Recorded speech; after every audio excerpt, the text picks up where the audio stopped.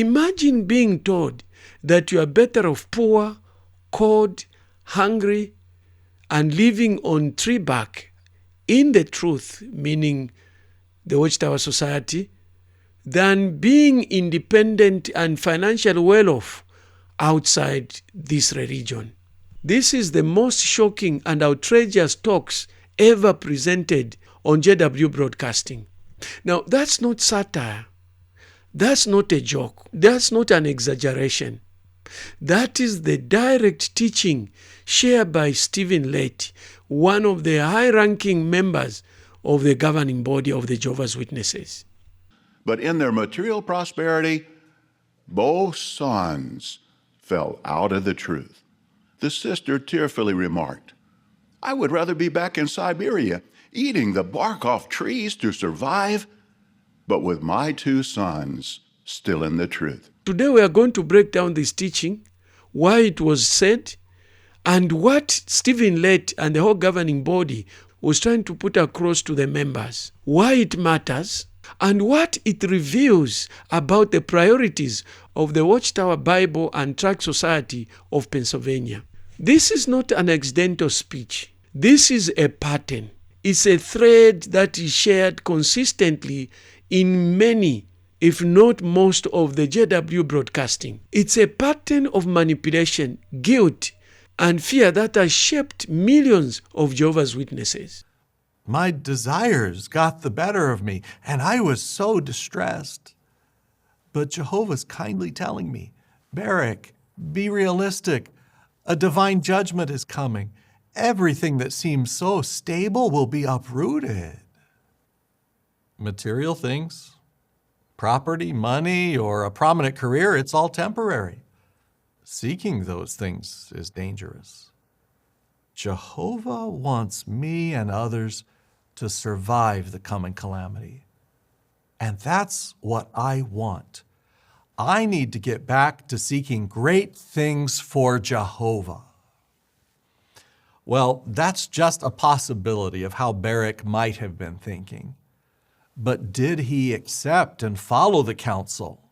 Yes. I'm sure as you think more about Barak, you'll see other ways we can benefit from his example.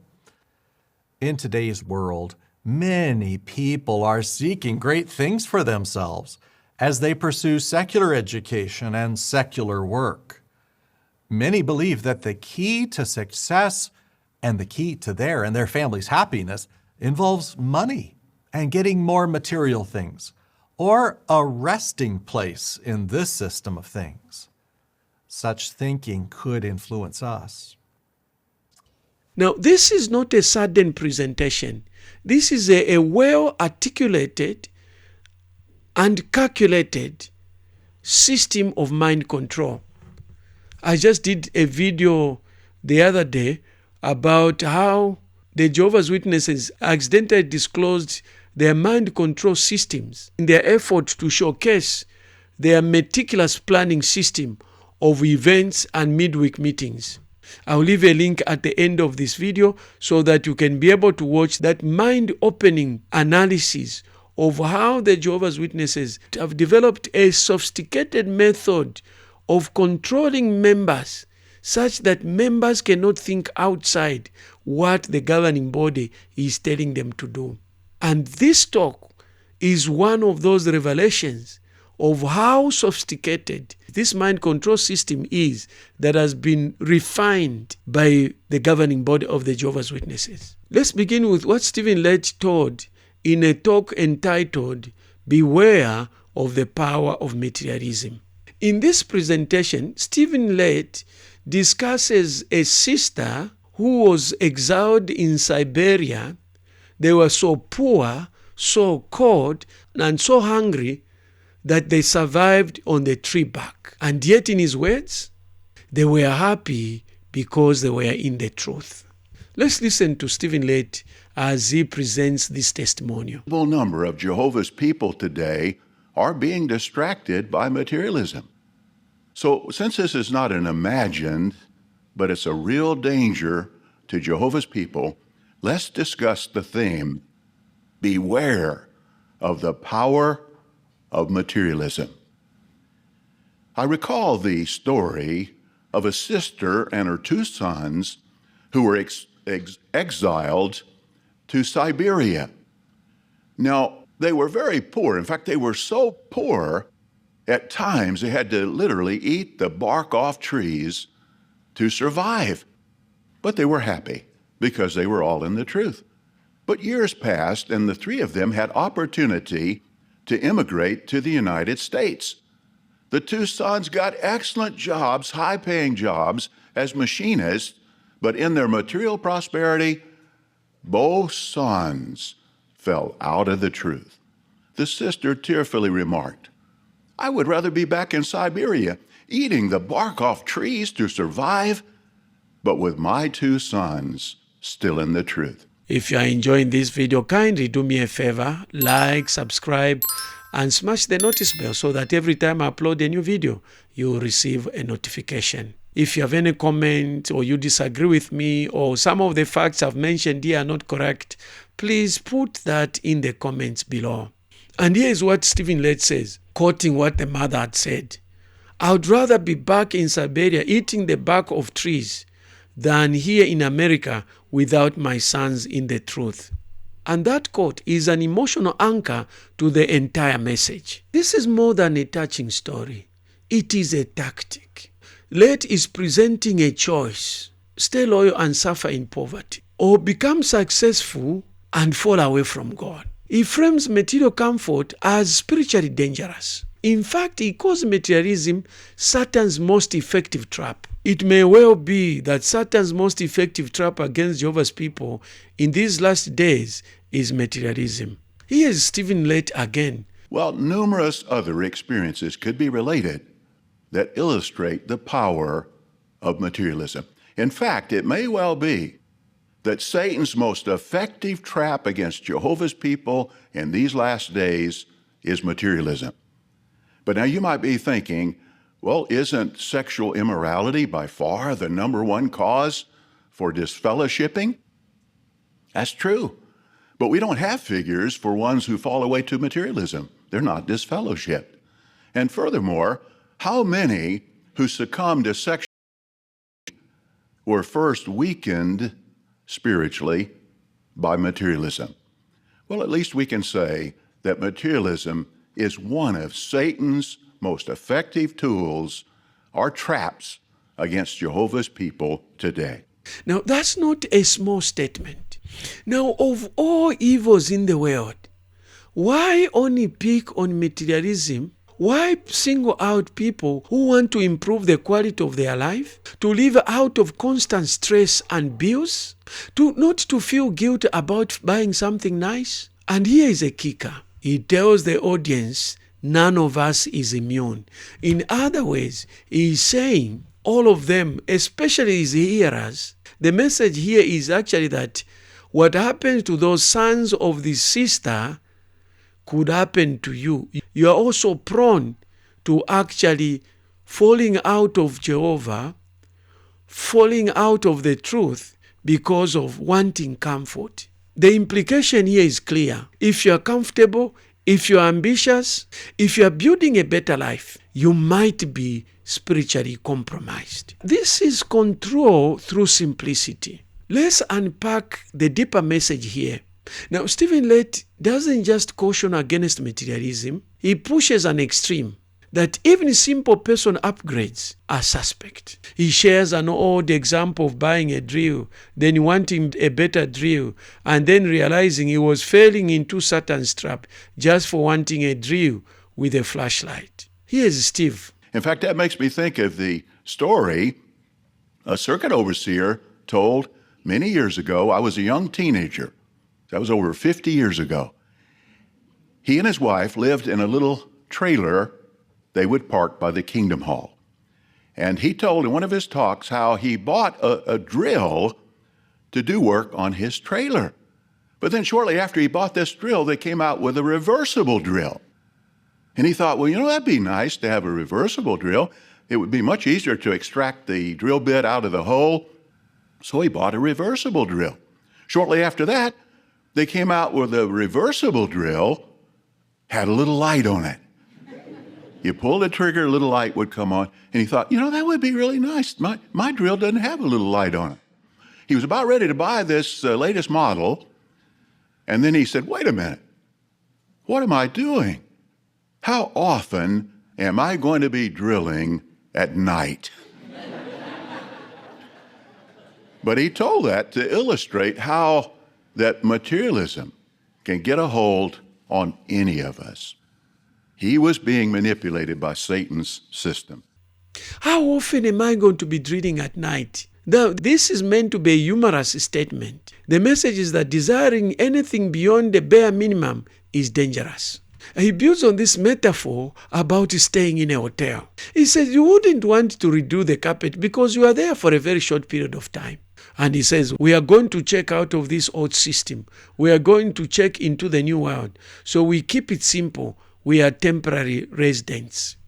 And let's get this first Bible principle really can help us.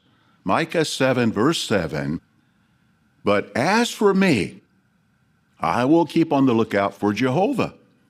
Now notice, I will show a waiting attitude for the God of my salvation.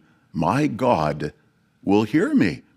Or the footnote, I will wait patiently. See, are we willing to wait patiently on Jehovah? This certainly applies to material things.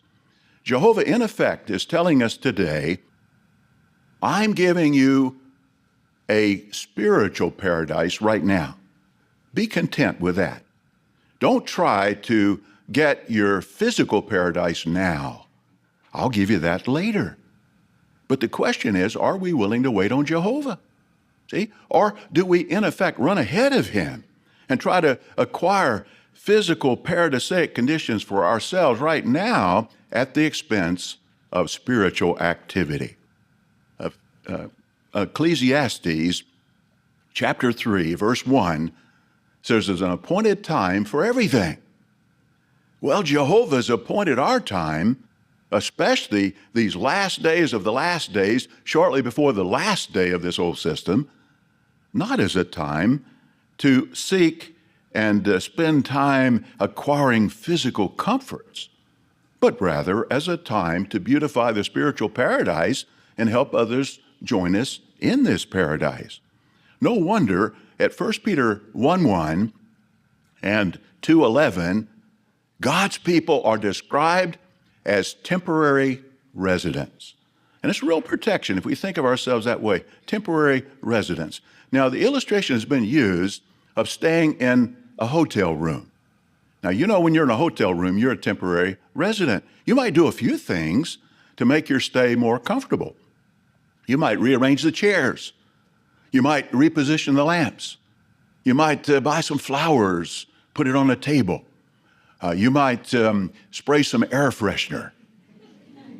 But you would never rip off the wallpaper and install new wallpaper. You'd never rip up the carpet, install new carpet or tile. You wouldn't buy new furniture. You'd keep it simple because you're going to be checking out. Now, even if you ended up staying a few months in that hotel room, especially if you didn't know exactly when you're going to have to check out, you would still keep it simple. Well, that describes our situation. We're going to check out of this old system. We're going to check into the new world. We don't know exactly when, but it's soon. So we keep it simple. We're temporary residents. Now, God has given us a lifespan. All of us, the Bible says, our days are engraved on God's palms.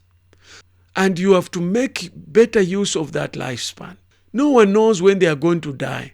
You may die young, you may die old. What if you have a simple life, you can't even take care of yourself, you don't prepare for the future, and you grow too old? Now, the problem with this analogy is that members should disengage in improving their lives in a meaningful way.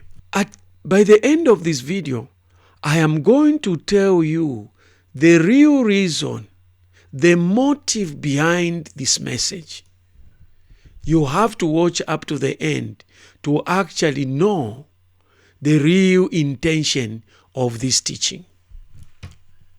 Not the things that I've talked about. Those are merely on the surface. But the real reason I disclose it at the end. Now, what is funny is we are talking about an organization, a religious entity that is filth rich. A filth rich religious entity that is promoting poverty. The same organization that tells members to remain poor is sitting on a massive fortune. How shocking. Over the past decade, the Watchtower Society has sold off prime properties worth billions of dollars all over the world, wherever they've had their properties, in Europe, in America, and even in Asia. The branch committee contacted 4 of us to set up a team to do the move out from Brooklyn to Warwick. Now it became the reality of completely clearing out, and I mean, that's everything. That was a pretty daunting thing, because when people want to buy your properties, they want to take possession right away. There are 6 buildings that are connected through tunnels underground, and so if a buyer is not interested in purchasing multiple buildings, the sale of the properties are going to disconnect those tunnels. New York City law requires we fill those up with concrete. We didn't anticipate that. Once we fill those tunnels, that cuts off the utilities to the rest of the buildings. So how do you heat the other buildings? How do you keep their electricity, their communication going? When can you shut it off? When will the people be moving? Those are all the logistics that came into question and that we had to work through. When we look at the work, it's like an iceberg. 16 properties to empty, 1.6 million square feet, over 2,000 individuals to get moved out in 13 months. Take that and look at 70 departments and you start to get a picture of the growth of the job already.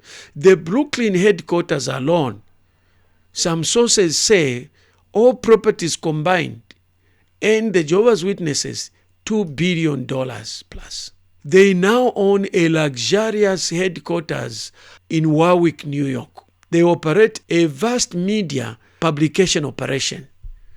One member of my video, the one I just mentioned, how Jehovah's Witnesses accidentally exposed their mind control system, he said their TV production facilities are more advanced than that of NASA. I don't know why he used NASA. It's one of the most advanced media operations in the world. And unfortunately, none of this is transparent to the members. There are no open books, there are no detailed financial reports. And yet the same poor members, the same members who are encouraged to remain poor, not to get a university education that lowers your chances of earning meaningful income, not to aspire for high-paying jobs, because that would be spiritually dangerous to you, that might be materialism. The same organization is demanding that members contribute more and more and more, and that the little that they have, they should leave that small estate to the organization. This is an organization that milks members to the bone, and yet members are constantly told to donate more, to simplify, to give up vacations, college, and many other things. Isn't it convenient that the poorer the members stay, the richer the organization becomes? If you want to know my final conclusion, the real reason why Stephen Lett and the governing body presented this talk, watch part 2. I'll leave a link at the end of this video. If you are enjoying this video, kindly do me a favor, like, subscribe, and smash the notice bell so that every time I upload a new video, you will receive a notification. If you have any comment or you disagree with me or some of the facts I've mentioned here are not correct, please put that in the comments below. If you believe that somebody else would benefit from this video, kindly share it with him or her. You can share with as many people as you want. To watch part 2 of this video, click on this link. To watch the video I mentioned about how the Jehovah's Witnesses leadership accidentally and intentionally exposed their mind control system, click on this link. To watch other videos that I've done on Jehovah's Witnesses, click on this link.